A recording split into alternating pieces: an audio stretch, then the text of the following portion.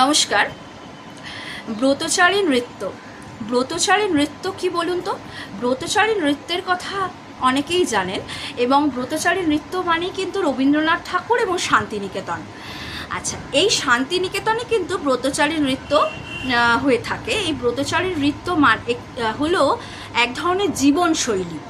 এই জীবনশৈলী, যে জীবনশৈলীতে সুচরিত্র গঠন হয়ে থাকে, ব্রতচারী নৃত্যের মাধ্যমে সুচরিত্র গঠনের ইঙ্গিত দেওয়া হয়। এবং এই ব্রত শব্দ থেকে ব্রতচারী কথাটা এসেছে, অর্থাৎ একাগ্র চিত্তে যারা ব্রত করে থাকে তাদের ব্রতচারী বলা হয়। গুরুসদয় দত্ত প্রথম এই ব্রতচারী আন্দোলন করেছিলেন মানুষের মধ্যে জাতীয়তাবোধকে জাগরণের জন্য। ছিল